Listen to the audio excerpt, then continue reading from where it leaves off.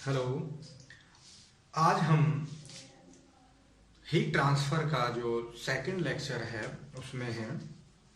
कल हमने heat transfer के बेसिक्स के बारे में जाना, यानी मोड्स ऑफ हीट ट्रांसफर के बारे में हम लोगों ने पढ़ा। अगर हम कल का थोड़ा रिकैप करना चाहें तो कुछ रिकैप कर सकते हैं। जैसे हमने कल सबसे पहले difference between heat transfer and thermodynamics के बारे में जाना कि क्या बेसिक डिफरेंस है दोनों के बारे में। फिर उसके बारे में हमने कल थियोरेटिकली देखा कि हीट ट्रांसफर किन तीन मोड्स के थ्रू होता है। जैसे हमने कल जाना conduction mode of heat transfer के बारे में, हमने जाना convection mode of heat transfer के बारे में, हमने कल जाना radiation mode of heat transfer के बारे में। अगर हम इनके बारे में थोड़ा सा रिकैप करना चाहें कल का, तो हमने कल देखा था कि conduction mode of heat transfer can occur in all types of media, that is solid में भी हो सकता है, ये लिक्विड्स में भी हो सकता है और गैसेस में भी हो सकता है।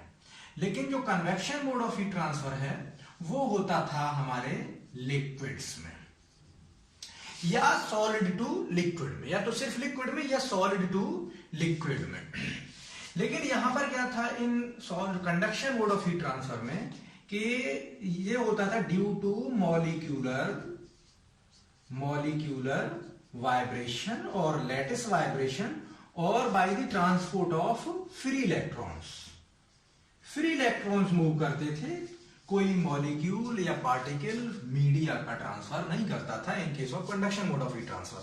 While in case of convection mode of heat transfer हमने ये देखा था कि due to density difference which occur due to temperature difference, temperature difference की वजह से जो डेंसिटी डिफरेंस आ रहा था उस वजह से बल्क ट्रांसपोर्ट ऑफ मीडिया होता था, यानी कूलर रीजन के पार्टिकल्स हॉटर रीजन में और हॉटर रीजन के पार्टिकल्स कूलर रीजन में, और एक स्ट्रीम्स करंट टाइप की क्रिएट हो जाती थी। उस वजह से ये हीट ट्रांसफर होता था। और कन्वेक्शन हीट ट्रांसफर को जो हमारी जो मिक्सिंग हो रही थी फ्लूइड की, वो फ्लूइड की मिक्सिंग अगर सेल्फ हो रही है only due to density difference हो रही है, तो उस केस में इस convection mode of heat transfer को कहते थे हम नेचुरल कन्वेक्शन कह रहे थे। और अगर हम मिक्सिंग को किसी बाहरी एजेंसी से, एक्सटर्नल एजेंसी से अगर हम एनहांस कर दे रहे हैं, जैसे फैन या ब्लोअर का इस्तेमाल कर रहे हैं, तो इसको हम कह रहे थे फोर्स कन्वेक्शन। सिमिलरली जो हमारा conduction mode of heat transfer था ये भी दो तरीके का था। जैसे फॉर एग्जांपल ये कहा गया था डिपेंडिंग ऑन द टाइम कि अगर जो हीट ट्रांसफर की ड्यूरिंग द हीट ट्रांसफर जो बॉडी टेम्परेचर है वो टाइम इंडिपेंडेंट है, टाइम का फंक्शन नहीं है। तो अगर टाइम का फंक्शन नहीं था तो उसे कह रहे थे हम एसटीडी, और अगर जो हमारा टेम्परेचर है वो टाइम का फंक्शन है तो उसे हम कह रहे थे unsteady mode of heat conduction.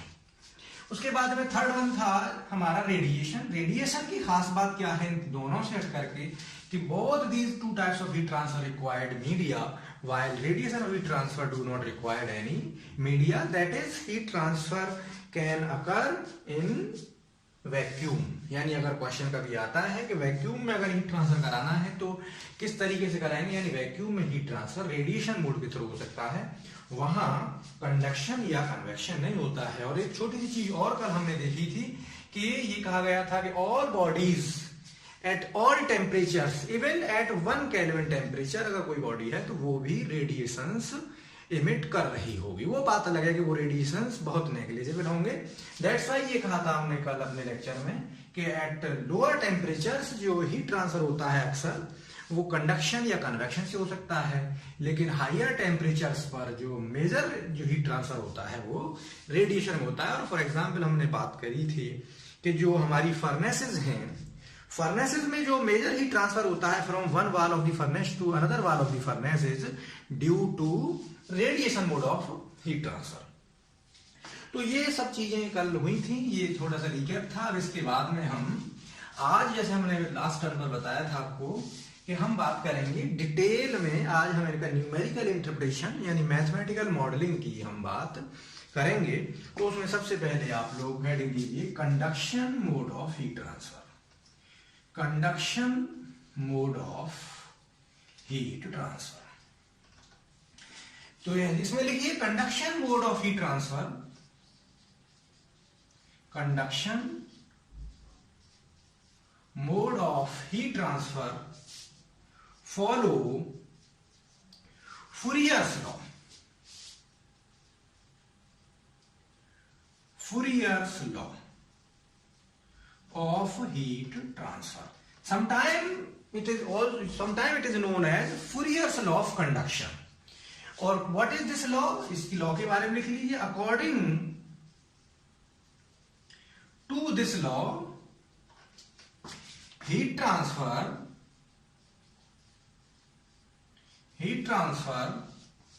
across any body is directly proportional to temperature gradient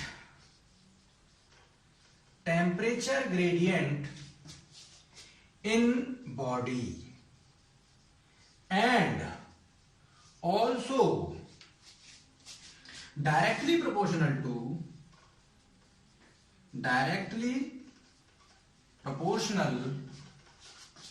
the area of surface of body perpendicular to the direction of heat transfer. मतलब क्या हुआ कि इफ कोई ये हमारी इमेजिनरी बॉडी है, for example this is a body of thickness dx, if temperature difference between the two faces of the body is dt, then जो heat transfer अगर हो रहा होगा, for example if area of this surface of the body is a, then heat transfer according to Fourier's law can be given as q is proportional to a dt over dx, और q equal to minus ka dt over dx. Heat transfer may be given with this formula where k is constant of thermal conductivity, or sometimes known as thermal conductivity of the material of the body, or sometimes known as thermal conductivity of material of the body. देखिए आप simply इसका dimension अगर आपको calculate कराया जाए तो k equal to dt over dx करके आप इसका डायमेंशन कैलकुलेट कर सकते हैं. बाय द वे मैं यहाँ इसका डायमेंशन डायरेक्टली लिख दे रहा हूँ, वॉट पर मीटर केल्विन और वॉट पर मीटर सेल्सियस या केल्विन. देखिए यहाँ पर ये नेगेटिव साइन जो है, जैसे हमने लास्ट पर आपको बताया था, heat transfer will always occur in negative temperature gradient, और कह सकते हैं कि in decreasing temperature. That is dt over dx की जो वैल्यू होगी वो नेगेटिव आएगी. That's why to take care of this negative value हम यहां पर एक नेगेटिव साइन यूज करते हैं, और अल्टीमेटली जो हमारा हीट ट्रांसफर आएगा वो पॉजिटिव में आ जाएगा. तो ये नेगेटिव साइन इस नेगेटिव टेम्परेचर ग्रेडियंट को टेक केयर करने के लिए हम यूज करते हैं. देखिए अब यहां पर कुछ अजम्पशंस हैं, लेकिन वो अजम्पशंस क्या है उनके बारे में आप समझ लीजिए या लिख भी सकते हैं कि क्या क्या अजम्पशंस हमने हमने यूज किए हैं. फॉर एग्जाम्पल देखिए, सबसे पहले तो हमने माना है कि हीट ट्रांसफर एक ही डायरेक्शन हो रहा है, लेकिन ऐसा ऑलवेज नहीं होता. फॉर एग्जाम्पल यही हमारा डस्टर है, ये एक 3D बॉडी है. जब हीट इस तरह से पेनिट्रेट करेगी तो maybe some heat will flow in that direction, some in upward direction, and some amount of heat may flow in Y direction. तो हीट तीनों डायरेक्शन में फ्लो करेगी, बट हमने यहां पर ये अज्यूम किया है कि एट वन टाइम हीट जो है वो वन डायरेक्शन में फ्लो हो रही है. यानी हमारा फर्स्ट अजम्पशन है कि हीट ट्रांसफर इज यूनिडायरेक्शनल, यानी वन डायमेंशनल एनालिसिस हम कर रहे हैं. लिख सकते हैं heat transfer is unidirectional, that is one dimensional analysis. Second one जो केस है वो है, हमने यही माना है कि हमारा जो टेम्परेचर है बॉडी सरफेस का वो ड्यूरिंग द ट्रांसफर वो कांस्टेंट रहा है.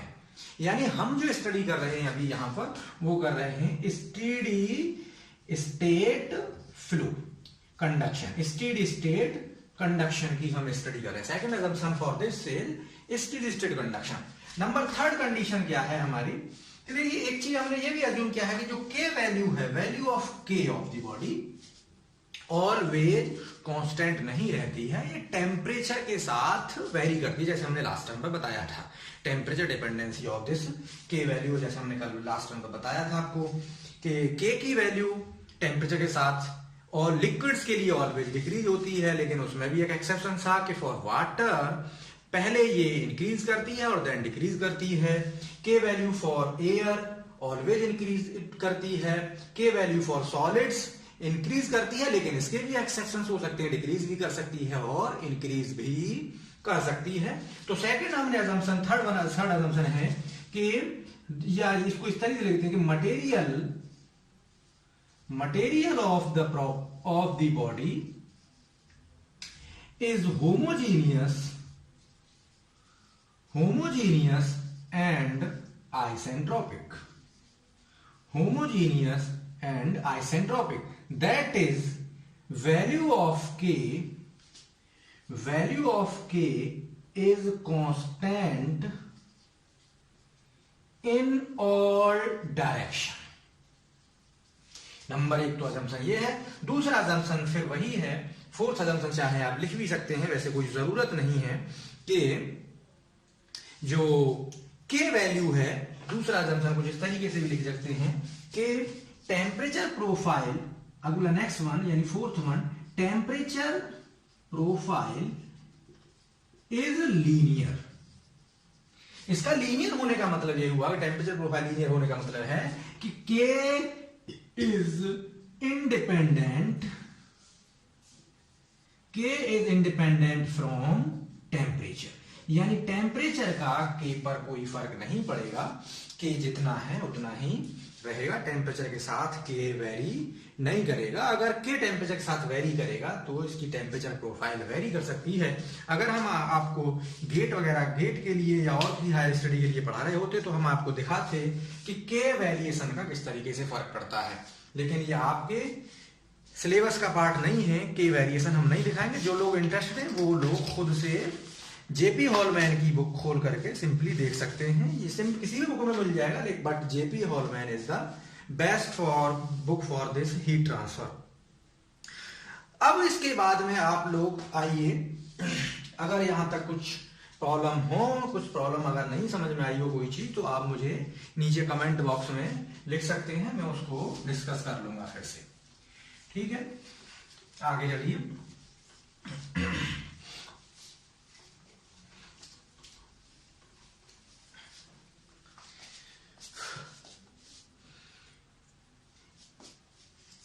ये अभी तक हमने कंडक्शन सिंपल किसी भी स्लैब के बारे में पढ़ लिया। यहां से हेडिंग दीजिए, थोड़ा सा आगे बढ़ते हैं इसी में, heat transfer by conduction through a slab.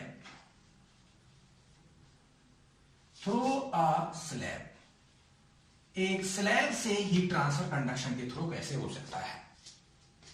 Late assume करिए कि ये एक कोई स्लैब है, कोई बहुत भारी थिक स्लैब है, फॉर एग्जांपल ये कोई वॉल है। अब हम एक एक्चुअल प्रॉब्लम की तरफ बढ़ रहे हैं। ये कोई एक थिक वॉल है, ये फर्नेस वॉल है, फॉर एग्जांपल क्वेश्चन कुछ न्यूमेरिकल प्रॉब्लम इसी तरीके से आ सकती हैं कि ये फर्नेस वॉल है, फॉर एग्जांपल इसका लेटरल एक्सपेंशन है वॉल का आगे की तरफ। इस वॉल की जो थिकनेस है वो फॉर एग्जांपल मैं मान लेता हूं यहां पर बी है, जो मैं आपको नोट्स दूंगा, हैंड रिटन नोट्स, उनमें एल हो सकती है, तो परेशान नहीं होइएगा। फॉर एग्जांपल ये जो फर्स्ट फेस है, यहां से ही हमारे जो कोऑर्डिनेट सिस्टम है, हम यहां से अज्यूम करना शुरू कर रहे हैं। Let's this is X coordinate, this is Y coordinate. माना कि इस फेस का जो एरिया है, परपेंडिकुलर एरिया, जाहिर सी बात है सामने से पूरी स्लैब का यही रहेगा, ए है। लेट योर फर्स्ट सरफेस का टेम्परेचर है वो T1 है कहीं यहां पर, जो आउटर वॉल है इसका टेम्परेचर T2 है। लगातार लीनियरली कुछ इस तरीके से, जैसे मैंने कहा टेम्परेचर प्रोफाइल लीनियर होगी, लीनियर हम अजम्पशन लेकर के चल रहे हैं, और देख रहे हैं जो टेम्परेचर प्रोफाइल की जो ग्रेडियंट है वो नेगेटिव है, यानी heat will transfer from this direction to this direction. Heat for example यहां से QX पेनिट्रेट की इसमें। अब यहां पर हम इसमें अज्यूम करते हैं, देखिए ये चीज, कोई एलिमेंट्री स्ट्रिप हमने अज्यूम की है इसमें, ये एलिमेंट्री स्ट्रिप अज्यूम की है, और इस स्ट्रिप में इसकी जो एलिमेंट्री स्ट्रिप की जो थिकनेस है वो dx है। इस एलिमेंट्री स्ट्रिप में यहां से लेकर के यहां तक जो टेम्परेचर ड्रॉप है, this temperature drop is dt, this temperature drop is dt। तो देखिए टेम्परेचर ग्रेडियंट आप सिंपली यहां से आपको मालूम पड़ गई dt ओवर dx। लेट किया कि हमने यहां से इस स्ट्रिप में जो हीट पेनिट्रेट की वो dx, यहां से फूरियर्स लॉ के अकॉर्डिंग आप लोग जानते हैं, तो यहां से हीट जो इससे एक्सिट आउट करेगी वो गई dx प्लस dx, ठीक है। लेकिन बिकॉज हम कौन सा इस कंडीशन में स्टडी कर रहे हैं, स्टेडी स्टेट कंडीशन, यानी स्टेडी स्टेट का मतलब ये हुआ कि जितनी हीट पेनिट्रेट करेगी उतनी ही हीट यहां से लीव आउट करेगी। इसका मतलब क्या हुआ कि QX is equal to QX plus dx, क्योंकि सिस्टम के अंदर, हमारी वॉल के अंदर कोई ना तो हीट जनरेट हो रही है ना कोई हीट कंज्यूम हो रही है। फॉर एग्जांपल ये बॉयलर की वॉल नहीं है या फर्नेस की वॉल नहीं है, ऐसे मानिए कि ये स्टेडी स्टेट कंडीशन में आपके घर की वॉल है कि उधर से हीट जितनी एक कंडीशन में दोपहर के वक्त में जितनी हीट ऊपर से सन लाइट पड़ रही है उतनी ही रूम के अंदर पेनिट्रेट करती जा रही, लगातार वॉल का टेम्परेचर अगर नहीं बढ़ रहा है तो टेम्परेचर कांस्टेंट है दोनों तरफ। तो heat transfer through this elementary wall उस वक्त में कितनी होगी, देखिए साहब, QX equal to Fourier's law लगा दिए यहां पर, माइनस के, लेट करते हैं इसका जो थर्मल कंडक्टिविटी कांस्टेंट है वो K है इस वॉल मटेरियल का, तो क्या हो गई माइनस के KA dt ओवर dx, जो अभी हमने देखा था थोड़ी वक्त पहले। लेकिन ये है इस एलिमेंट्री स्ट्रिप पर, लेकिन अगर वॉल थिक है तो हीट ट्रांसफर का किस तरीके से, अब देखिए हम देख रहे हैं, हमने अभी बात की कि यहां पर क्या होगा, ओरिजिन जीरो से लेकर के हम कहां तक जा रहे हैं, B थिकनेस तक, यानी हम क्या कर सकते हैं, इसका इंटीग्रेशन कर सकते हैं। करिए साहब integration, dQX dx integration from 0 to B equal to minus K, K is a constant, area of the wall is also constant, dt। Limits क्या हो गई, T1 से लेकर के T2 तक, पता है, ठीक है। सिंपल इंटीग्रेशन है, मैं डायरेक्ट लिख देता हूं, यानी QX यहां पे क्या हो गई, B माइनस 0, डायरेक्ट कर रहा हूं मैं, B माइनस 0। चलिए एक स्टेप बीच में छोटा सा लिख देता हूं, कुछ लोगों को प्रॉब्लम हो रही होगी अगर, तो QX क्या हुआ यहां पर into x equal to minus KA T1 से T2, लिमिट्स क्या है 0 टू B, मैंने डायरेक्ट ये लिख दिया था, इसलिए ये हो गया minus KA T2 minus T1। आगे करिए, यानी heat transfer is equal to minus KA T2 minus T1 upon B। आगे और कर दीजिए इसे, ये क्या हो गया, KA T1 minus T2 upon B, ठीक है साहब। देखिए इसको मैं कैसे लिख सकता हूं, देखिए चालाकी देखिए आप लोग, T1 minus T2 upon B by KA।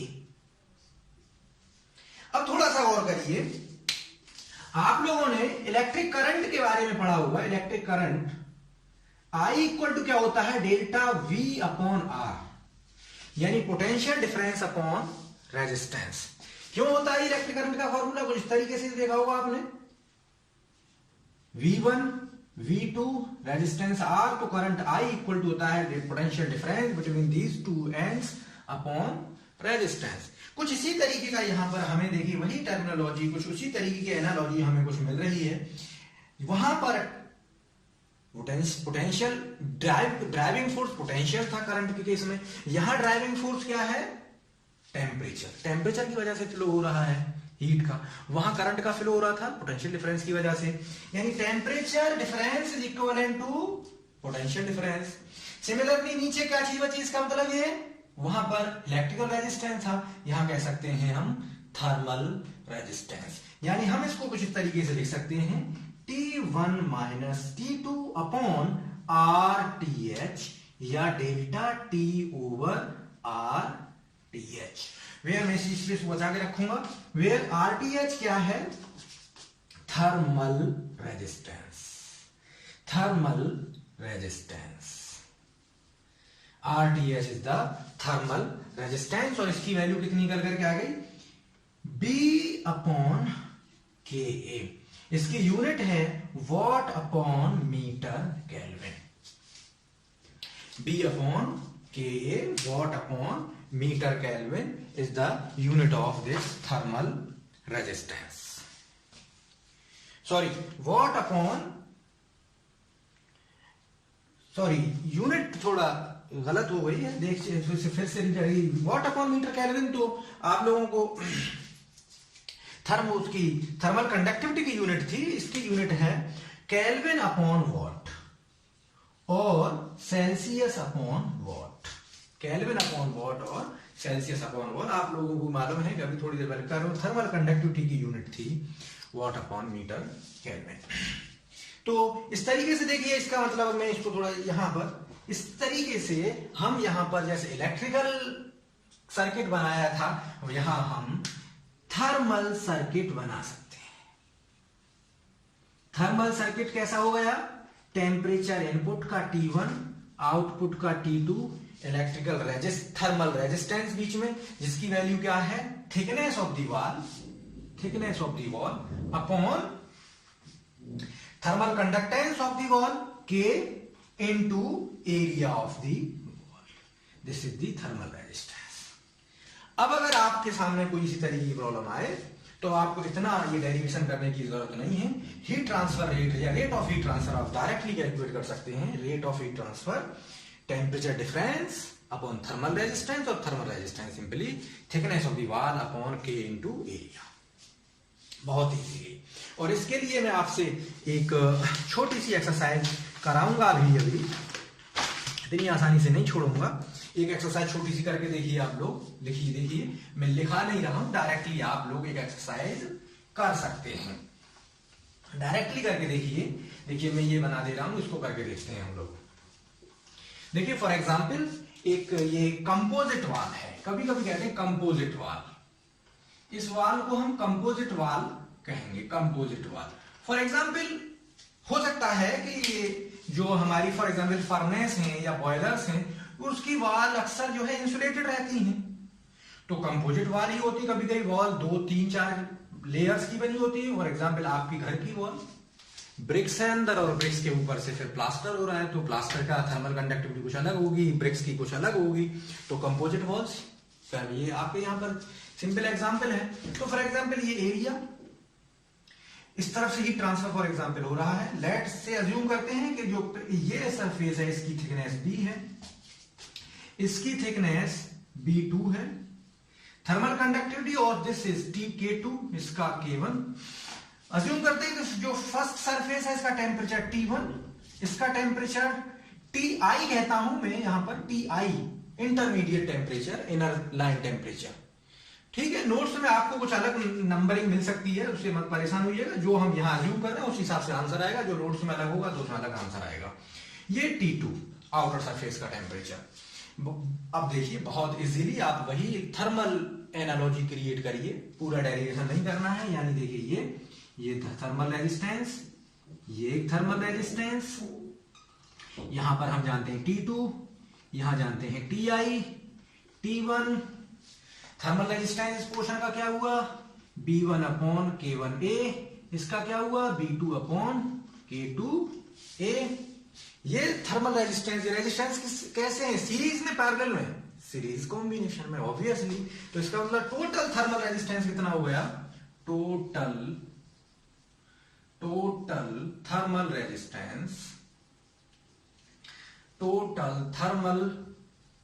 Resistance RTH equal to RTH1 plus RTH2 that is B1 upon K1A plus B2 upon K2A। यानी ये हमारे पास थर्मल रेजिस्टेंस आ गया। अब हम जानते हैं heat transfer, rate of heat transfer Q equal to delta T, temperature difference between two surfaces. Heat transfer कहां से कहां तक हो रहा है, यहां से यहां तक, यानी temperature difference between this and this surface. क्यों, जितना यहां से ट्रांसफर होकर क्या स्टेडी स्टेट है, जितना यहां से आया उतना यहां से भी निकल रहा होगा। तो heat transfer delta T equal to ये आपका तैयार हो गया टोटल RTH, यानी क्या हो गया T1 minus T2 upon B1 upon K1A plus B2 upon K2A। अगर ये आ गया आपका rate of heat transfer, that is what, rate of heat transfer through composite wall. कभी कभी हीट फ्लक्स के बारे में बात की जाती है। हीट फ्लक्स क्या होता है, हीट फ्लक्स कभी कुछ लोग पूछ लेते हैं, न्यूमेरिकल प्रॉब्लम भी आ जाती है, सिंपल इसी तरीके से हीट फ्लक्स कह देते हैं उसको। हीट फ्लक्स क्या है, हीट फ्लक्स है rate of heat transfer per unit area. Rate of heat transfer यानी heat transfer rate per unit area. इसको आप पर यूनिट एरिया में कन्वर्ट करेंगे। देखिए ये ए नीचे से पूरा ऊपर जाएगा, यानी इसको डायरेक्टली मैं यहां लाके लिख देता हूं, यानी हीट फ्लक्स हो गया Q upon A equal to T1 minus T2 upon B1 upon K1 plus B2 upon K2। So this is heat flux, ये हीट फ्लक्स है।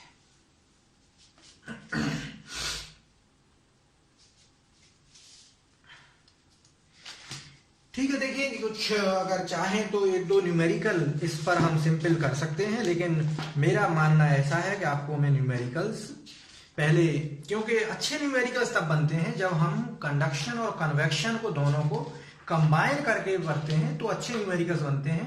अदरवाइज न्यूमेरिकल तो अभी भी बन जाएंगे, लेकिन बहुत इजी न्यूमेरिकल्स होंगे, उनका कोई एग्जिस्टेंस नहीं है, वेरी इजी न्यूमेरिकल। बस होगा क्या, एक न्यूमेरिकल हम दे सकते हैं कि साहब इफ अ कंपोजिट वॉल, अगर कंपोजिट वॉल का देने चाहें outer surface temperature T1 and inner surface temperature is this one, कुछ न्यूमेरिकल वैल्यूज होंगी, आप फटाफट रख करके वैल्यू निकाल सकते हैं आंसर। लेकिन करेंगे खैर प्रैक्टिस के तौर पर एक क्वेश्चन हम लास्ट में कर लेंगे, लेकिन जो अच्छे क्वेश्चन बनते हैं इस टॉपिक पर वो कन्वेक्शन और कंडक्शन को कंबाइन करके ही बनते हैं। तो पहले मैं थोड़ा कन्वेक्शन भी आपको पढ़ा लूं, देन हम कंडक्शन और कन्वेक्शन के अच्छे क्वेश्चंस कुछ देखेंगे। तो अगला जो न्यूमेरिकल इंटरप्रिटेशन में करना है, न्यूमेरिकल एनालिसिस करना है, वो है कन्वेक्शन हीट ट्रांसफर। देखिए convection heat transfer,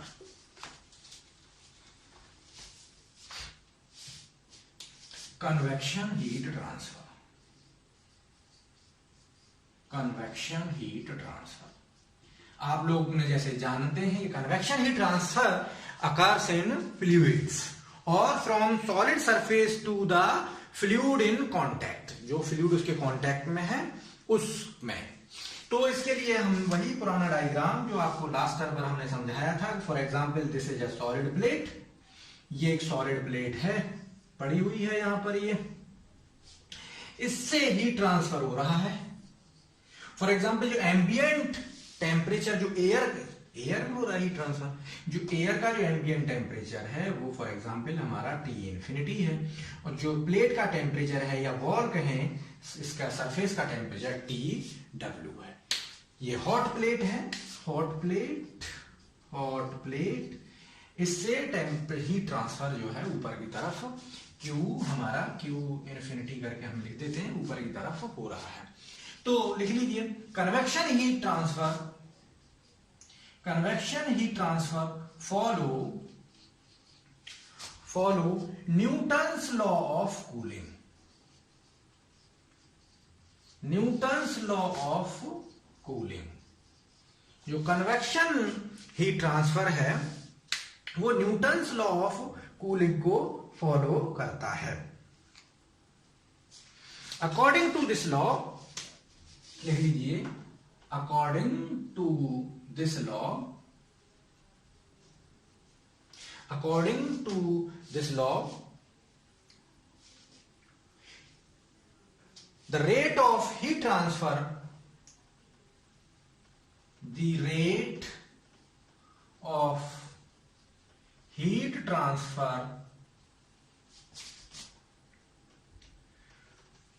from solid body to surrounding fluid to surrounding cold fluid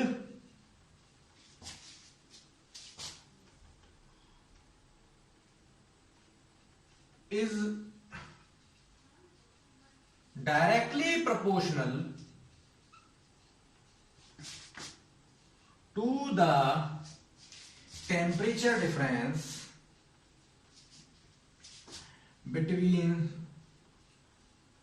solid surface and fluid in contact, यानी हीट ट्रांसफर। अच्छा, और आगे लिख लीजिए, and also directly proportional to the area of surface in contact with fluid। देखिए यहां पर एक चीज बड़ी और करने की है, यहां पर परपेंडिकुलर या इस तरह की चीजें नहीं कही गई हैं। फॉर एग्जाम्पल अगर सरफेस का एरिया कुछ इस तरीके से टेढ़ी मेढ़ी सरफेस होती तो परपेंडिकुलर एरिया नहीं है, एक सरफेस टेढ़ी मेढ़ी हो सकती है, ये एरिया कुछ अलग होगा, लेकिन ये जिगजैग एरिया कुछ अलग होगा, तो हमें लेना होगा दिस जिगजैग एरिया। यानी जितना एरिया फ्लूइड के कांटेक्ट में आ रहा है पूरा एरिया हम लेंगे, हम डायरेक्ट एरिया यानी ये वाला एरिया नहीं लेंगे, फ्रंट एरिया ना लेकर के हम ये जिगजैग एरिया ही कैलकुलेट करते हैं। इसका मतलब क्या हुआ कि heat transfer is directly proportional to area into T of wall minus T of air. या इसको आगे लिख सकते हैं कि heat transfer Q equal to H A T wall minus T air, where H is a proportionality constant and known as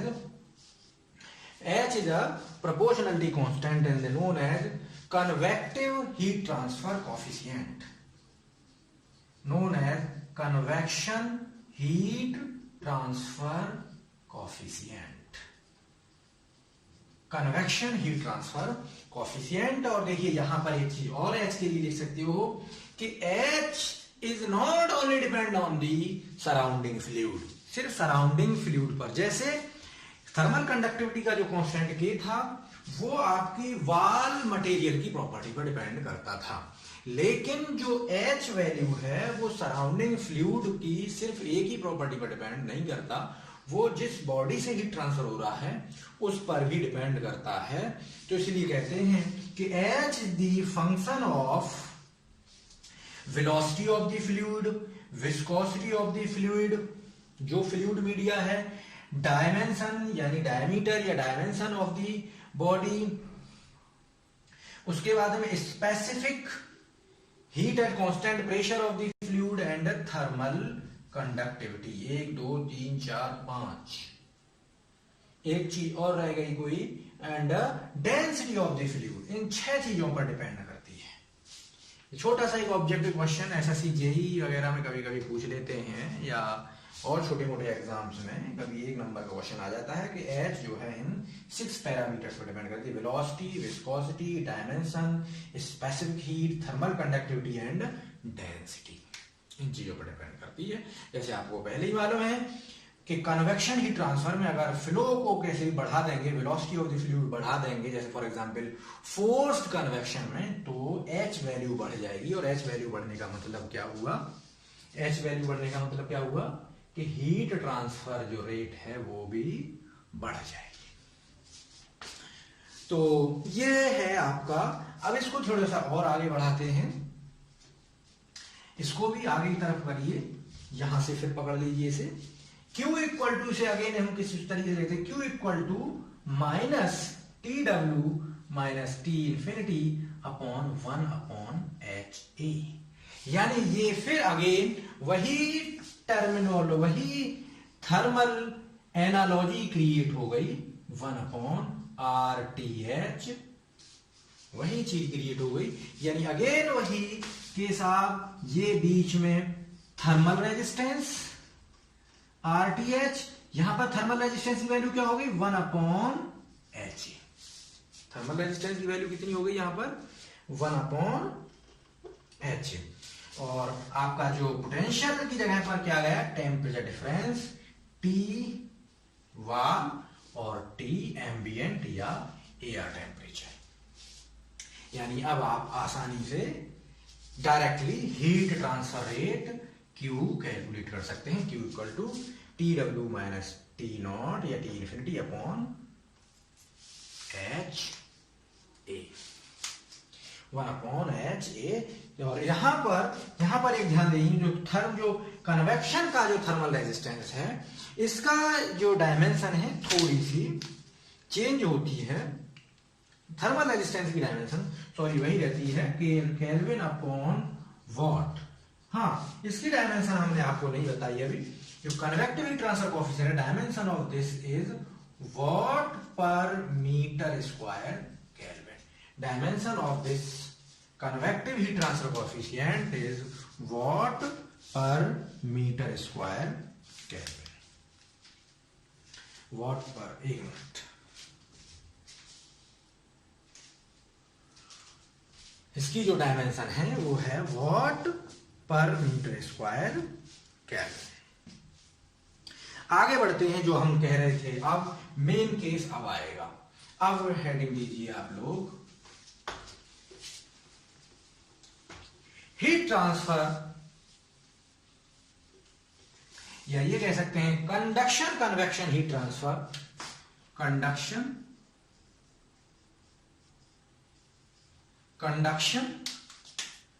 convection heat transfer through a slab. Conduction convection या conduction convection heat transfer through a slab.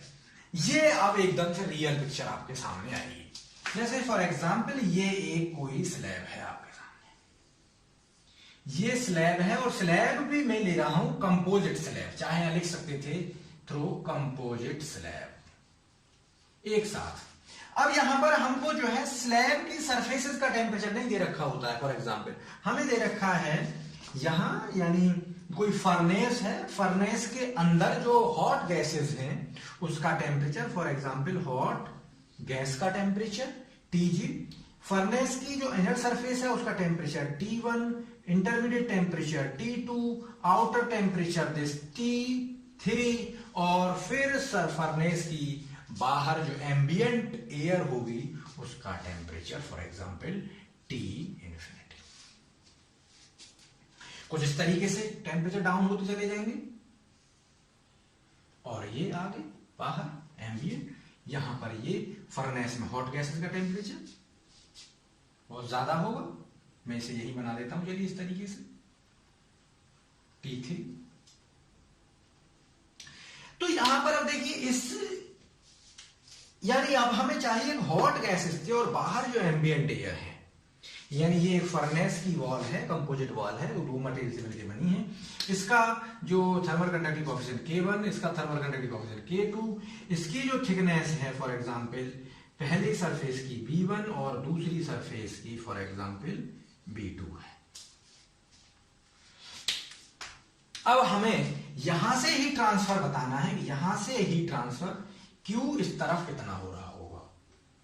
ये हमें fact एकदम, क्योंकि ये कौन सी study कर रहे हैं हम, एकदम कंफर्म है, एकदम ये क्लियर है पहले ही टर्म से कि हम पढ़ रहे हैं अभी हम वन डायमेंशनल, ये दिख ही रहा है आपको, steady state heat conduction, one dimensional steady state heat conduction. तो अब यहां पर देखिए सिंपल, जो हमने कहा था कि कंडक्शन कन्वेक्शन को मिलाकर के प्रॉब्लम अच्छी बनती है। यानी पहले यहां पर जो रेजिस्टेंस होगा, फॉर एग्जांपल यहां पर जो कहीं पर जो हॉट एयर गैसेस का जो टेम्परेचर दे रखा है, वहां से हॉट गैसेस से इस सॉलिड सरफेस की तरफ हीट कैसे ट्रांसफर हो रही होगी, कन्वेक्शन के थ्रू। क्यों? इन हॉट गैसेस से heat transfer to this solid wall is through convection.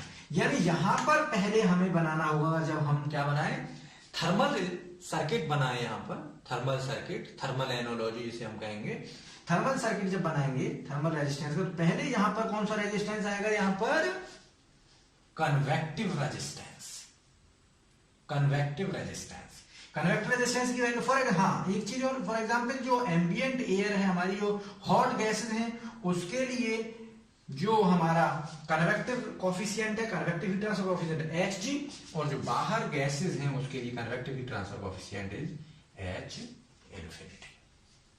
ये अगर हमें दे रखा है तो क्या हुआ, यहां पर एरिया वॉल का A यहां पर है, तो A यहां पर होगा, A ही यहां होगा, A ही यहां होगा। तो इसका मतलब हीट ट्रांसफर के लिए यहां पर कन्वेक्टिव रेजिस्टेंस कितना हो गया, 1/H G इंटू A।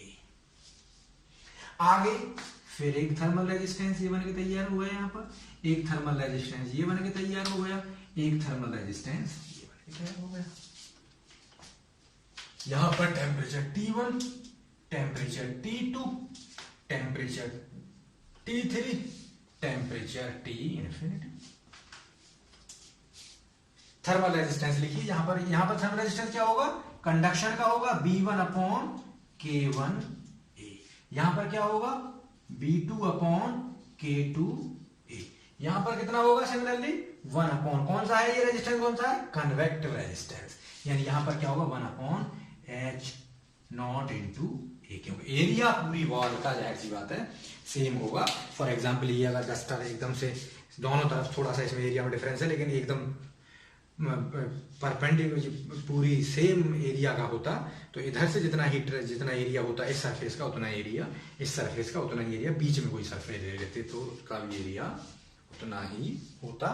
तो इसका इस तरीके से टोटल थर्मल रेजिस्टेंस कितना हो गया साहब, आपका टोटल रेजिस्टेंस कर दीजिए, सीरीज में जुड़े हुए हैं, 1/H0A plus B1/K1A plus B2/K2A plus 1/H infinity. Temperature difference कितना है, कहां से हीट ट्रांसफर हो रही है, हॉट गैसेस से कहां हीट जा रही है, आउटसाइड एयर के लिए, ठीक है ना।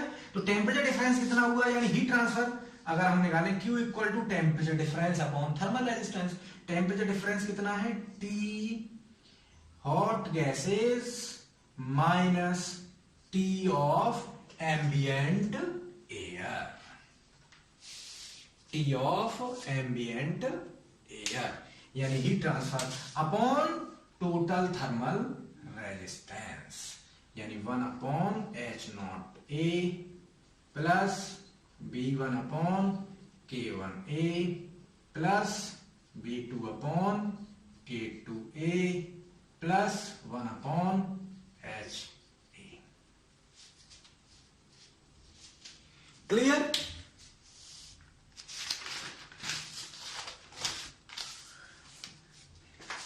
ठीक है साहब।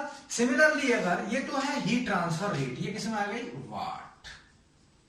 अगर हमें चाहिए हीट फ्लक्स, तो हीट फ्लक्स के लिए हमने क्या बताया था कि फॉर हीट फ्लक्स क्या हो जाता है, हीट फ्लक्स जो होता है आपका हीट फ्लक्स क्या हो जाएगा,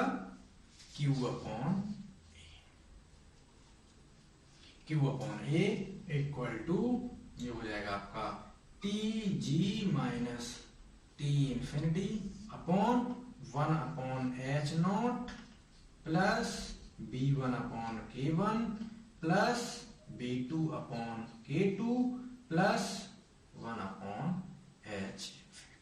यह आ गया आपका हीट फ्लक्स वाट पर मीटर स्क्वायर, हीट फ्लक्स।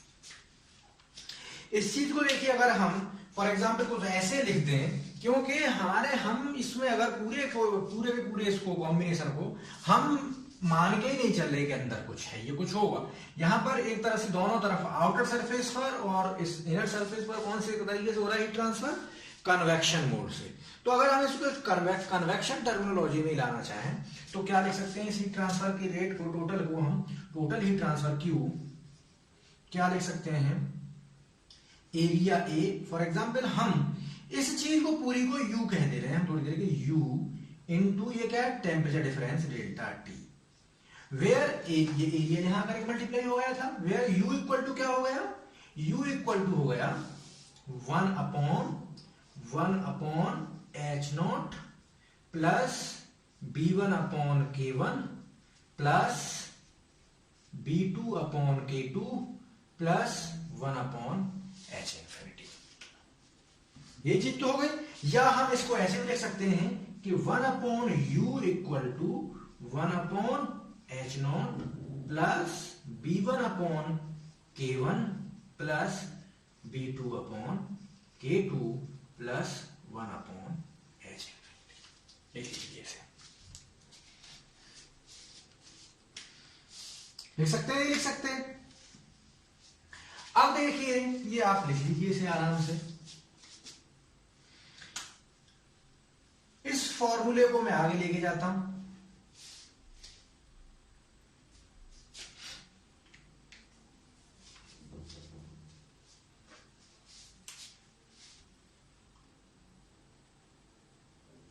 देखिए साहब, लिख लिया हो तो आगे बढ़िए। ये क्या है? Q equal to heat transfer UA delta T। Convection heat transfer क्या होता था हमारा? Q equal to HA delta T, where delta T is the temperature difference, is the area, H क्या था? Convective heat transfer coefficient. लेकिन यहां पर इस U में क्या आ रहा है? इस U में ये U किसके इक्विवेलेंट हो गया? इसका मतलब कन्वेक्टिव हीट ट्रांसफर कोएफिशिएंट के इक्विवेलेंट ही हो गया। U किसके बराबर हो गया? कन्वेक्टिव हीट ट्रांसफर कोएफिशिएंट, यानी U is the convective heat transfer coefficient of this whole system. U is the convective heat transfer coefficient of this whole system। तो इसलिए इस U को कहेंगे कि ये equivalent to convective heat transfer coefficient है। ये क्या है? ये एक इक्विवेलेंट हीट ट्रांसफर कोएफिशिएंट है, या इसे कह सकते हैं कि ओवरऑल हीट ट्रांसफर कोएफिशिएंट एक तरीके से। तो इस U को हम इसलिए कह सकते हैं U is known as overall heat transfer coefficient, overall heat transfer coefficient. ठीक है, ये कहलाएगा आपका ओवरऑल हीट ट्रांसफर कोएफिशिएंट। तो इसको थोड़ा सा देख लीजिए एक बार। ये हो ओवरऑल हीट ट्रांसफर कोएफिशिएंट, और इसकी जो डायमेंशन होगी वही होगी जो H की है, यानी इसकी डायमेंशन भी what per metre square kelvin ही होगी। ओवरऑल हीट ट्रांसफर कोएफिशिएंट, या कुछ लोग कह सकते हैं इसे equivalent convective heat transfer coefficient, क्योंकि हमने इसको पूरे को अब कन्वेक्टिव टर्मिनोलॉजी में कन्वर्ट कर दिया है। तो ये है। तो